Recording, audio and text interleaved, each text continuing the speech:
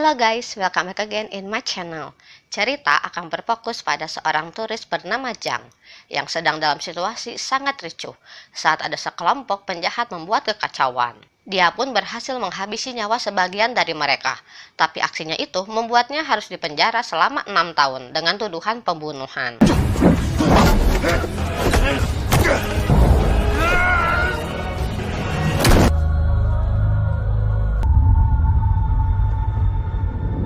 Setelah Zhang menghabisi masa tahanannya, dia berada di bandara bersama 2 petugas polisi yang akan mengantarkan dia ke negara asalnya. Saat sedang pemeriksaan, terlihat ada istri dan putranya Zhang. Mereka sengaja tidak saling mengenal, agar proses pemindahan tidak menjadi rumit. Di dalam pesawat, Zhang diarahkan ke tempat duduknya, dan para penumpang yang lainnya.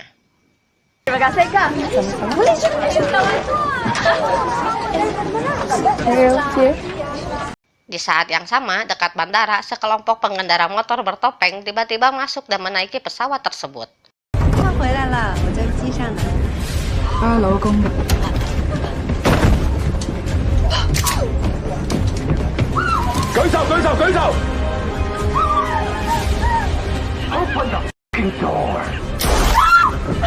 Mereka berlima adalah pembajak pesawat dan langsung mengambil alih pesawat itu, termasuk menembak mati kedua polisi yang mendampingi Zhang.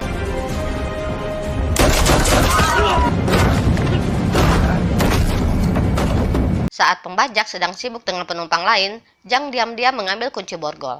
Saat pesawat sudah lepas landas, para pembajak langsung melancarkan aksinya.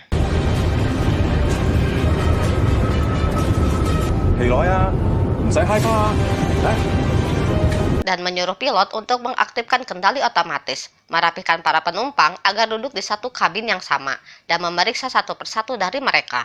Yang diantaranya adalah Zhang, yang terlihat sudah berhasil membuka borgolnya. You. Show me your hands. Entah apa tujuan para pembajak ini, pramugari dipaksa untuk mengambil daftar semua penumpang pesawat. Akhirnya terungkap bahwa mereka sedang mencari seseorang yang memiliki tahi lalat di belakang telinganya.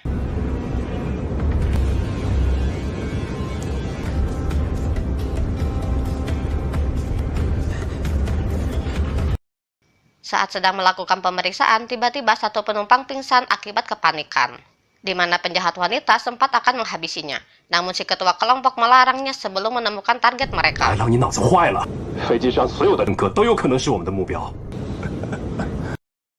Istri Zhang datang menghampiri penumpang pingsan itu untuk memberikan pertolongan. Dia mengaku sebagai tenaga medis.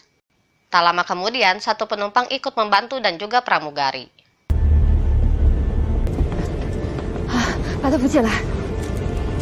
Saat sedang berkumpul, penumpang pria berbisik bahwa dia sebenarnya adalah seorang polisi udara yang bertugas mengawal pesawat ini. Dia bilang bahwa pistolnya dia simpan di toilet, sementara pelurunya dia simpan di kotak P3K yang ada di bagasi, dan pramugari pun akan membawakannya.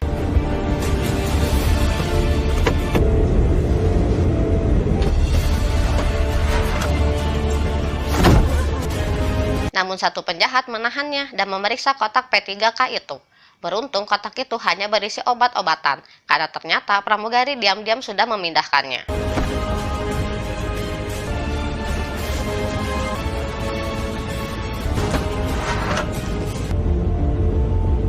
Di saat yang sama, penjahat wanita memasuki ruang kargo untuk meletakkan sesuatu, yang ternyata itu adalah bom waktu yang disetting 2 jam lebih. Ternyata mereka berniat meledakkan pesawat saat mereka dapat orang yang mereka cari.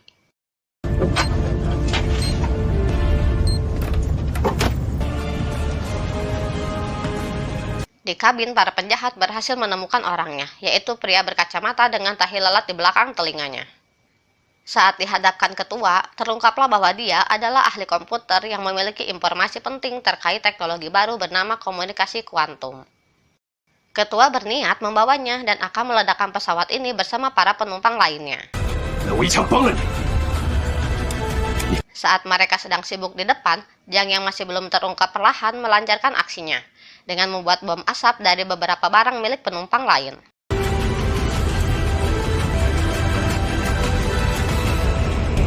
Di saat yang sama, satu penjahat yang sedang mabuk tiba-tiba akan melecehkan pramugari.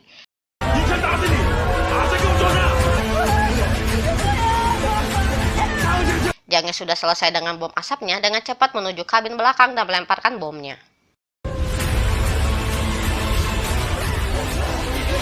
Memanfaatkan asap tebal membuat penjahat kebingungan. Jang berusaha menyelamatkan pramugari. Jang berhasil menghabisinya di dalam toilet.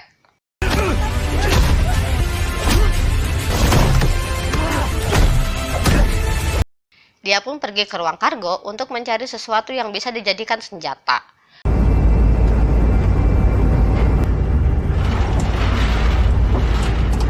Jang pun membongkar koper-koper yang ada di sana. Dia pun membuat sesuatu untuk menghadapi para penjahat itu.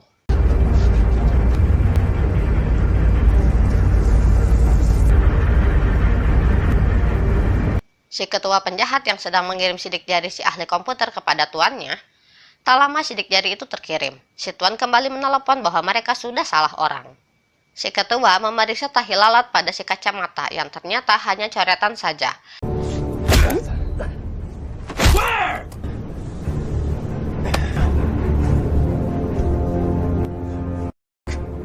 Dan saat itu anak buahnya melaporkan tentang satu rekan mereka yang mati di dalam toilet.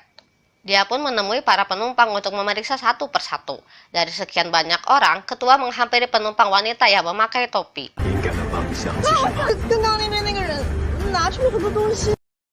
Karena diancam, dia memberitahu siapa orangnya.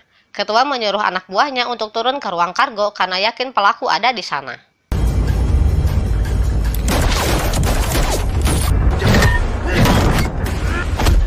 Terjadilah duel antara Jang dan si penjahat karena lelah Jang terlihat kewalahan. Namun again and again, Jang berhasil membunuh penjahat.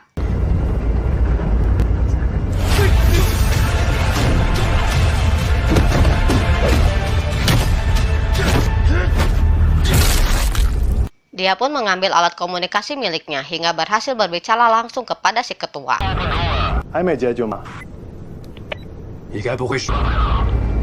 Berdasarkan catatan daftar penumpang pesawat, akhirnya terungkap bahwa Jang adalah mantan seorang pelatih tentara pasukan khusus. Jadi tak heran jika dia begitu mudahnya menghabisi dua penjahat. Si ketua mengajak Jang untuk bergabung, tapi Jang menolaknya. Dan akhirnya anak buah yang lain akan menghadapi Jang di ruang kargo. You remember that guy? I know his face. Go find him. Saat Jang berhasil menemukan satu bom waktu, muncullah penjahat yang langsung menyerang.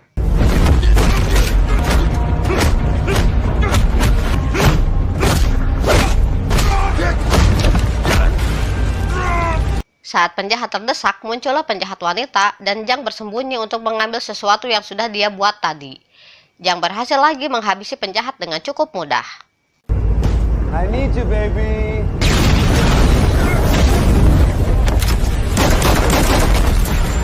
Di kabin, si ketua menyuntikkan semacam obat khusus yang dapat membuat seseorang berkata jujur. Untuk tahu siapa si kacamata dan di mana ahli komputer yang mereka cari. Tak lama si kacamata akhirnya jujur bahwa dia adalah pengawal yang bertugas menggantikan sosok ahli komputer yang ada di pesawat ini. Dan dia adalah si penumpang yang pingsan. Si ketua pun langsung mengirimkan sidik jarinya kepada si tuan. Tanpa penjahat sadari bahwa pramugari diam-diam menyimpan peluru untuk diberikan kepada polisi. Who's that for? You for him?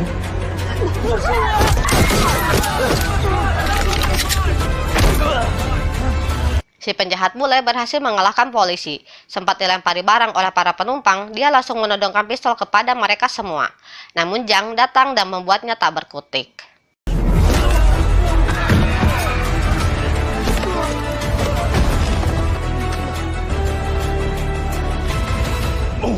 Bersama polisi, Jang langsung datang saat ketua masih menelepon dengan tuannya. Selain berhasil menemukan bom yang diletakkan di dalam toilet, polisi menemui pilot untuk kembali ke jalur terbang yang seharusnya. Mayday, Mayday! We are now continuing with our flight as planned. This is Sia Air 651. Di saat itu, Jang dibuat terkecoh oleh ketua yang tiba-tiba menyerang. Si ketua tak sengaja menembak ke arah kaca dan pecah. Akhirnya,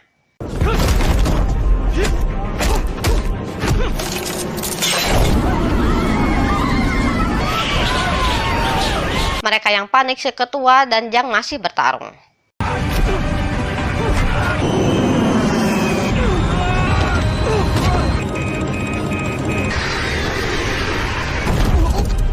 Saat pesawat kembali normal, Jang berhasil mengalahkan si ketua. Jang pun memborgol ketua menggunakan tali agar dia berhenti membuat keonaran. 小朋友，吃点东西。谢谢姐姐。 Setelah penjahat dikalahkan, Jang pun menemui anak dan istrinya. Dia teringat kejadian 6 tahun lalu yang menjadi penyebab dia melakukan pembunuhan. 爸爸接个电话哈。喂，他说。 Saat itu, Jang, istri, dan kedua anaknya sedang liburan. Calon presiden yang sedang melakukan kampanye, tiba-tiba saja ada penjahat yang membuat keonaran. Dan granat itu menewaskan anak perempuan Jang. 当年，乐乐在医院里抢救了1天1夜，可是因为大脑受损， Dan beruntungnya anak perempuan Jang ternyata masih hidup dan sekarang sedang mengalami koma dan dirawat di rumah sakit. 张先生，张先生， Setelah itu, Jang menemui Pak Polisi yang baru mendapat informasi terkait bom yang ternyata ada 3. Mereka baru menemukan 2 bom, berarti masih ada 1 bom lagi yang entah ada di mana. Jang memaksa si ketua untuk membuka mulut di mana bom disembunyikan. 谁？你老婆？我儿子。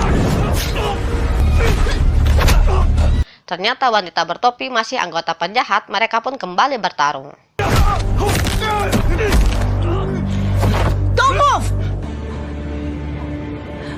Melihat istrinya diancam akan dibunuh, Jang menghentikan serangannya dan pasrah saat dihajar. Saat itu ketua menceritakan kejadian 6 tahun lalu saat dia mendapat pekerjaan untuk membunuh calon presiden. Itu artinya kelompok penjahat ini adalah penyebab segalanya.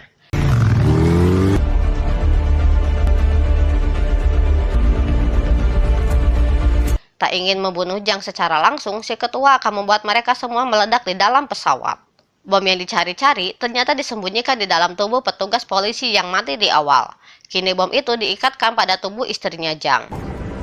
今天飞机上的所有人都难逃一死。 Namun diam-diam, Pak Polisi melihat kejadian itu. Polisi menemui sang pilot agar segera membelokkan pesawat secara mendadak.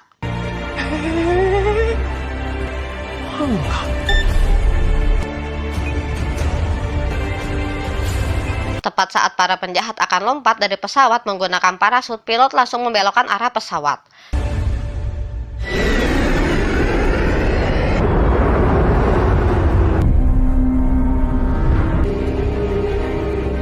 Dengan cepat, Pak Polisi menembaknya hingga mati. Sementara Jang terus menyerang si ketua. Dan para penumpang pun ikut mengeroyok si ketua.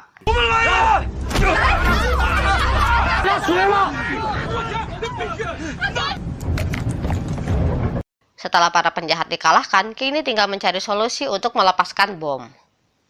Menurutnya, bom sejenis ini tidak bisa dilepaskan kecuali dibiarkan meledak begitu saja. Jang dan istrinya pun akan sama-sama melompat keluar pesawat demi keselamatan anaknya dan semua penumpang.